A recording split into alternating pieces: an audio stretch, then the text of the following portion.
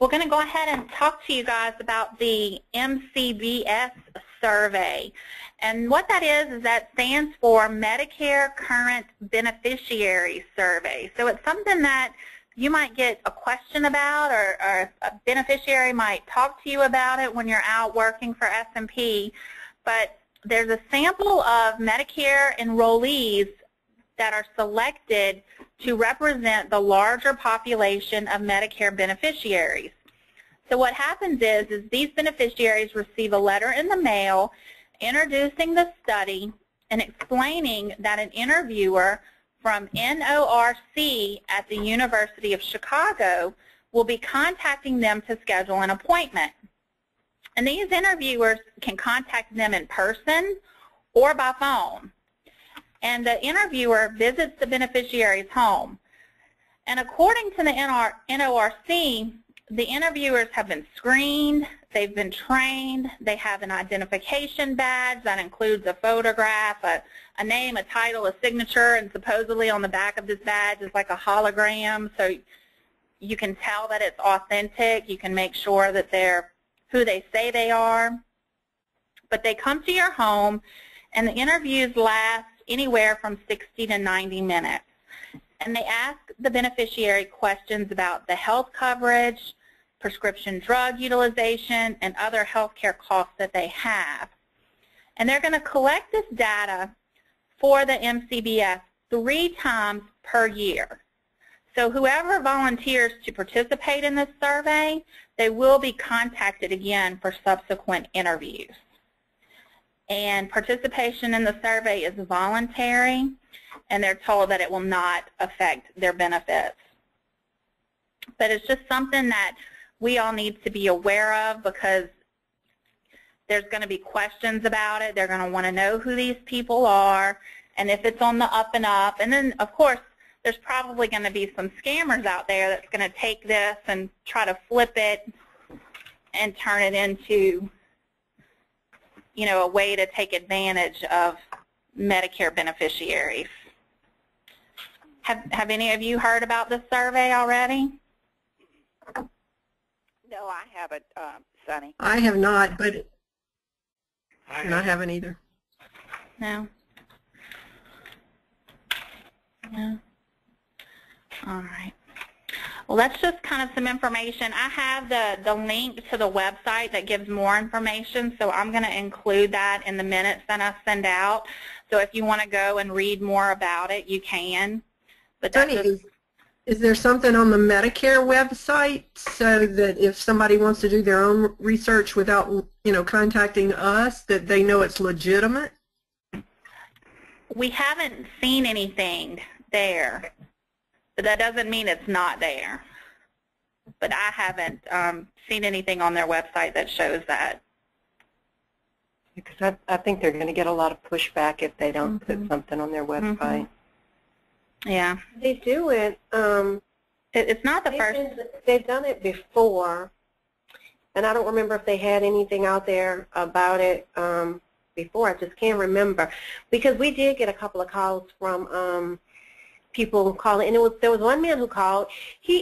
The company, I don't think it was NORC, the subcontractor that was doing it, they were actually paying people, they were giving them a stipend for participating.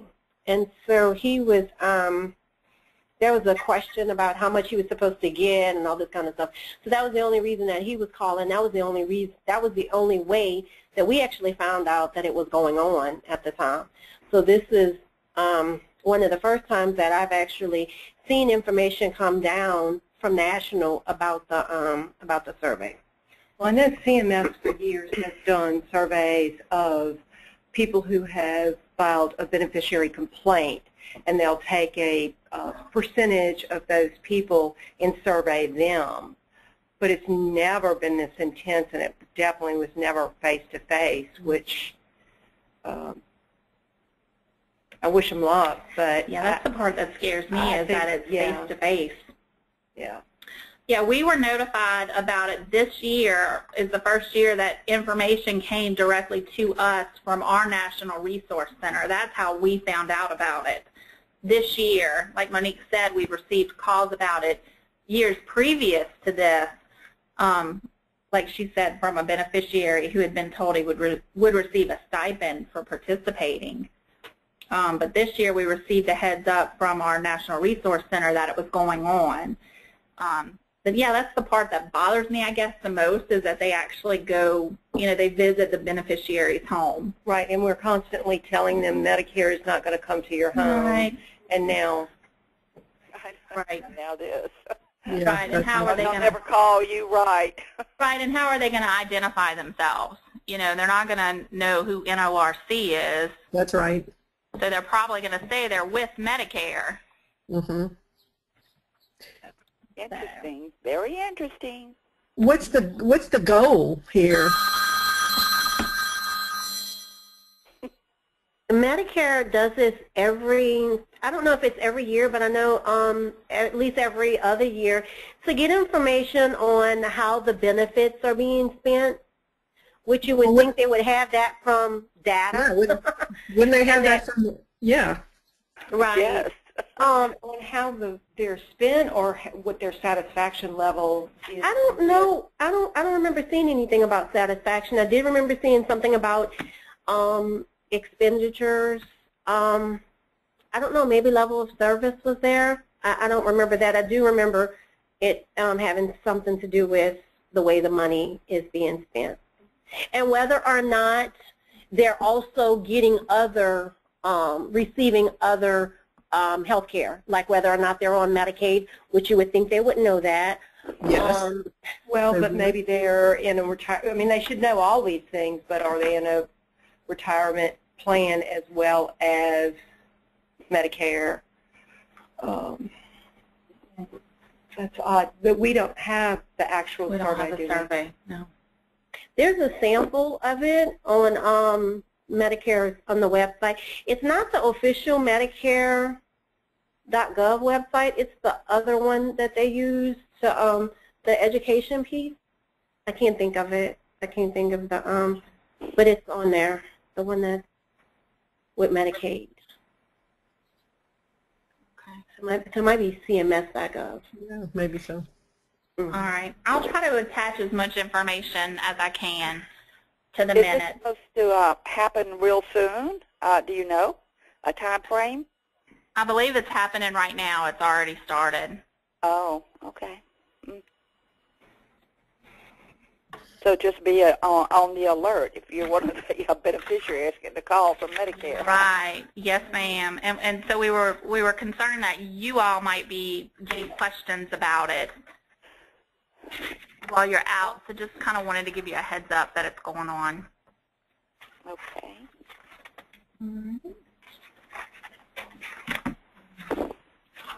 And next up on the agenda, we just kind of, last year we did a 2013, the year in review, and it was kind of fun just to kind of look at how things went month to month and some of the bigger things that happened for us during those months. So we thought it would be an interesting thing for us to take a look at again this year. So we'll go ahead and start with the month of January. And during the fall and winter months, the fall months we kind of get busy, and spring we're busy, and then winter time is not so much. So you see a trend in certain months. But starting in January, we had 7 events, and we reached 381 beneficiaries. We held our first volunteer development day with our Baton Rouge volunteers, and we also conducted a volunteer recruitment that was statewide using ads. That volunteer recruitment campaign resulted in 21 inquiries from potential volunteers, and we had 3 that actually completed training and went through the orientation. And then in February, we had 23 events, which reached 584 beneficiaries. We held a training up in North Louisiana, and Ms. Kay Goday, who's on the call, prepared a Medicaid 101 webinar for our volunteers because everybody wanted to learn some more information about Medicaid. So here's just some pictures from those months. The picture on the left is from our volunteer development day. Those are our Baton Rouge volunteers. And the picture on the right is Ms. Carolyn Espeseth, who is our new volunteer up in the North Louisiana area.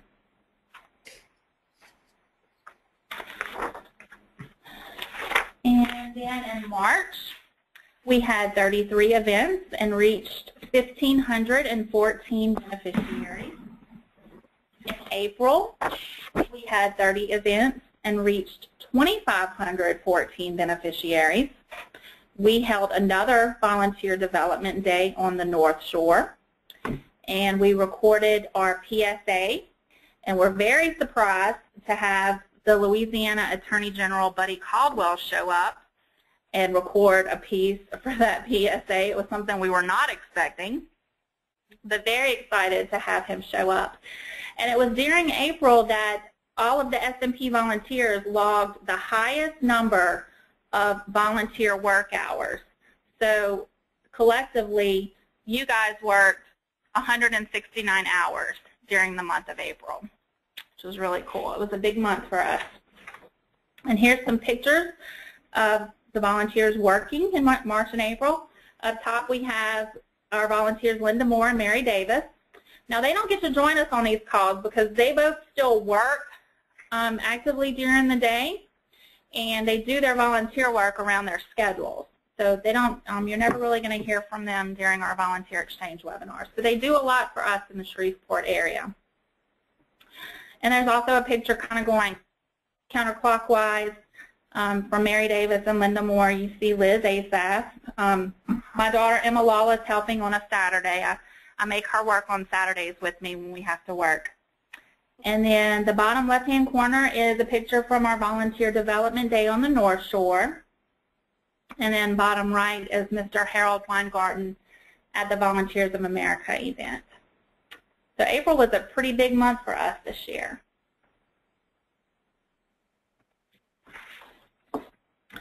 In May, we had 37 events, which was so far the highest number of events per month this year.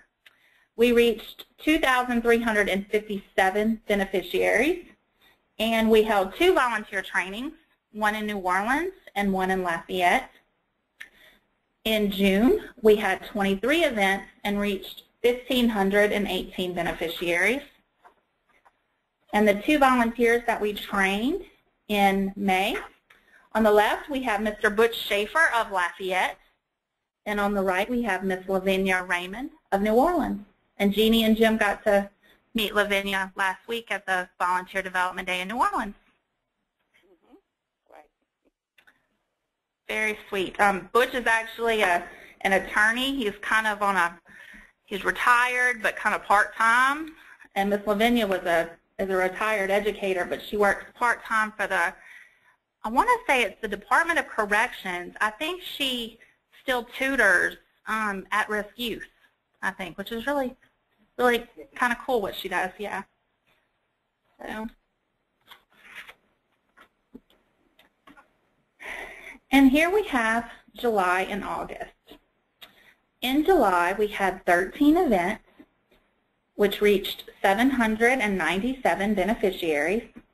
We had a volunteer development day in Lafayette, and we also hosted a volunteer training in Baton Rouge. In August, we had 15 events, which reached 637 beneficiaries. Monique and I attended the national conference in Washington, and we also did a volunteer recruitment ads in East Baton Rouge, Orleans, and St. Tammany parishes. So here we have some pictures of what happened in July and August. On the top left is Miss Catherine Fairchild, who actually hasn't really had an opportunity to do much for the program. Not long after she did some training for us, she injured her foot, and she's kind of been down with that for a while now, but she still keeps in touch with us and is ready to get moving. And then the bottom left is a picture of me with the volunteers from Lafayette and Lake Charles at the Volunteer Development Day there.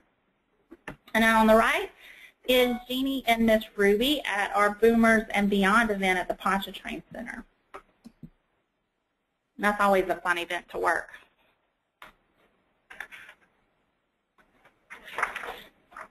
which brings us to September and October.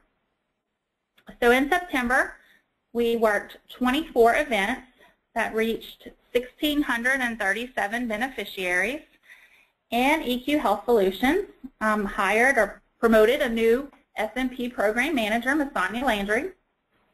And in October, we worked another 24 events, but this time we reached 5,206 beneficiaries, which was a record month for the Louisiana SMP program.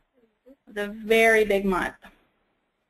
And we also had 2 volunteer trainings in October. We had one in Baton Rouge and one in Lafayette.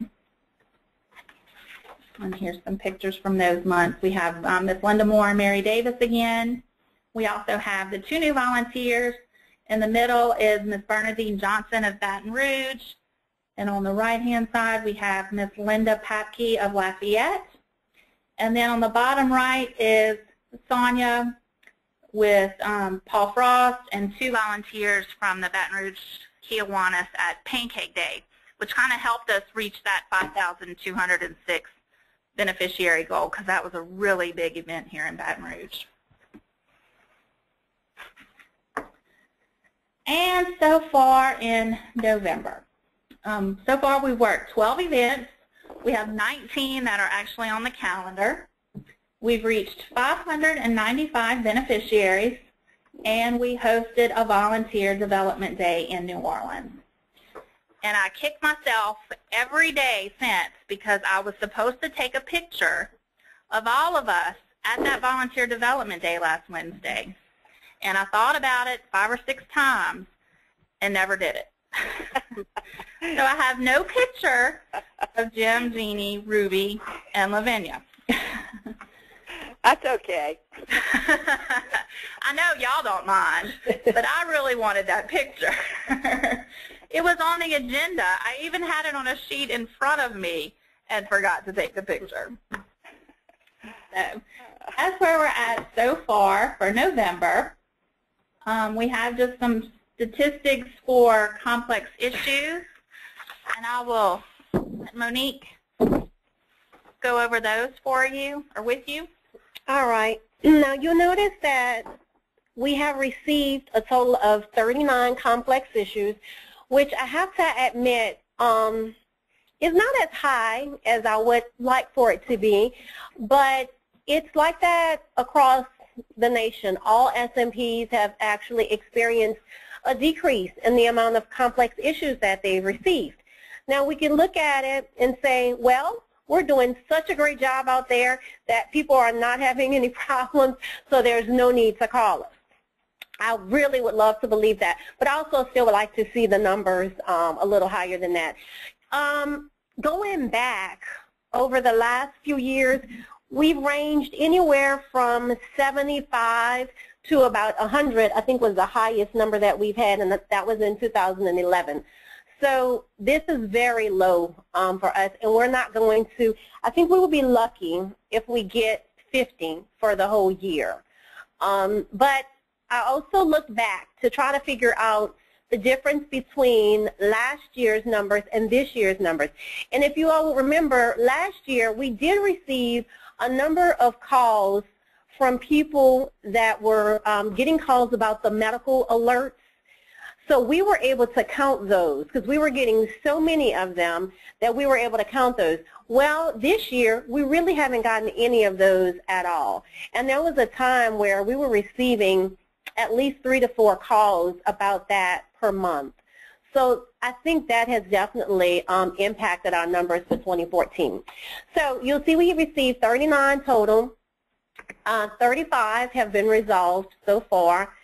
9 of them have been referred, and pretty much at this point all of our referrals are going to the Office of Inspector General. And they go through ACL, and ACL sends them to the OIG. We used to have quite a few different entities that we were able to refer to, but now it pretty much starts with ACL, and they pretty much send it down to the OIG. Based on those 9 referrals, the dollar amount referred was $24,338.87. And cost avoidance on behalf of the beneficiary, that's $1,377.81. Cost avoidance means we had a beneficiary that called with a billing issue. The provider was trying to collect this amount of money from them, but we were able to intervene and save them the $1,300.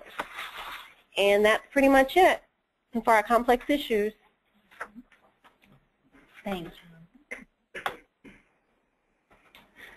Now, looking forward for 2015, excuse me, there are the things that we've got planned so far. We want to recruit more volunteers. Our goal, we would like to have 50 active volunteers next year. Our goal for 2014 was to have 48 active volunteers, and as of the end of October, we were at 46. And we still have a few that have helped us out across the state. They haven't quite finished up their paperwork and gone through that process yet, so we're still hoping to get those in before the end of December so we can count those in our totals, and that will put us past our goal of 48. We plan to continue with the volunteer development days as long as funding allows us to, and we have the tentative schedule kind of posted up there. In January, we're going to visit with our Baton Rouge volunteers. April, North Shore. July, Lafayette and Lake Charles. In October, we'll go back to New Orleans.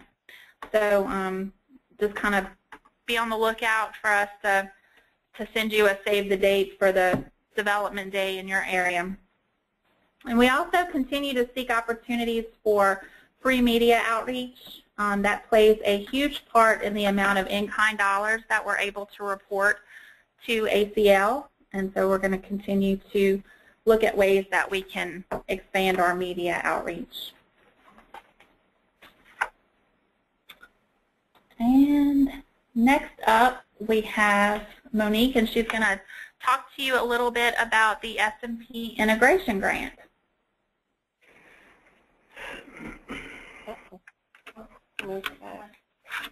Just two on yours. All right. We kind of talked about the integration grant a few months back, but I'll refresh your memory. It's money that EQ Health received from ACL, and the whole goal was for us to develop education materials that would reach the under 65 Medicare beneficiaries. So basically, we were trying to create materials that can reach that population. If you think about the materials that we have, a lot of it right now is targeted to seniors.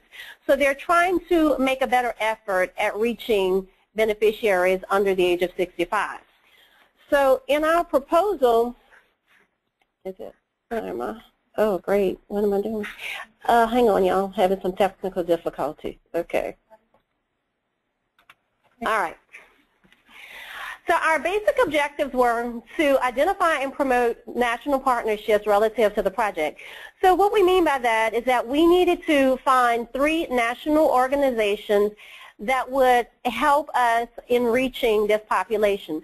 So we have so far identified 2 that we're going to work with, and we need to identify 1 more. And once we have that, we're going to turn that information in to ACL. Our next major objective was to conduct focus groups. So we went out into the community and held a total of, well, we did them in 2 rounds. Our first round, we had 77 participants. We did a total of 15 focus groups. In our second round, we had 12 focus groups with a total of 68 participants. And what we did was we contacted people that are that work in the what do you call them, the independent living facilities, and reached out to them to see if we can reach this population that way. I have to admit, we had a really, really hard time finding the beneficiaries. It's very easy to find the seniors. We know that they are usually in church groups. We know that they are at the senior centers. So it didn't go as easily with reaching the under 65. But we were able to contact some of them that live in the independent and assisted living facilities. So we held these focus groups. We started them in January, and we had our last one, I think it was in October. So we finished all of the focus groups. And the first set of focus groups were basically just to get some input from the Medicare beneficiaries. We wanted to find out from them what would be the best way for us to communicate with them. So we took that information and analyzed it, and we came up with I did three education pieces, and I'll talk about those in a few minutes. So the other focus groups were, then we went back to those same groups that we met with, and we showed them the materials that we created, and we got their input on those. The third thing, our third objective, was to develop and disseminate the materials that we created, and hopefully all SMPs will be able to use these as they go out and educate beneficiaries that are under the age of 65. Okay. This is just to kind of give you an idea of the questions that we went out and asked. The first few questions are just some basic intro questions. The ones that you see with the stars next to them, 4, 5, and 6, these were our core questions, and this is where we really got our information from. So you'll see that we asked them, how do they learn about things that are happening in their community? When you want answers to healthcare questions, how do you get that information? And then the last core question was, imagine that you want to tell people in your community something important. You have the option of creating a brochure, flyer, TV ad, radio ad, or poster to convey your message. Which method or methods would you choose and why?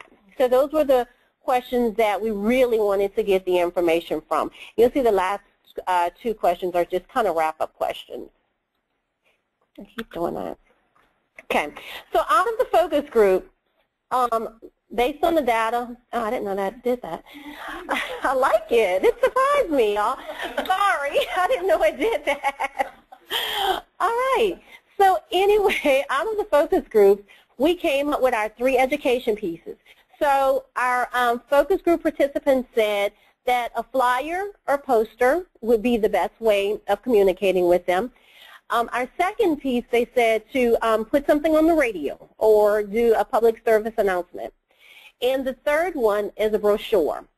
And you'll see the coming soon thing, and the reason that I have that there is because we have already developed our flyer and we've already developed our brochure, but we're currently working on our radio ad or PSA. So this is one of the flyers that we created, and we took these 3 out and in our second round of focus groups, and we asked them to look at all 3 of them. And I'm showing them to you in the order that they were voted on. So this one came in last place. So 24% of the participants chose this one as their favorite. And you'll see that the message is pretty much the same on all of them. It's just the graphic that's the graphics on them that's different. Okay. This was our second one with 29% choosing this one as their favorite. Okay.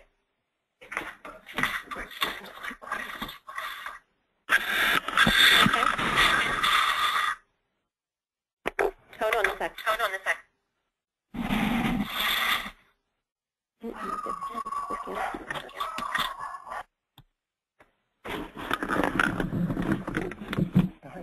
Okay.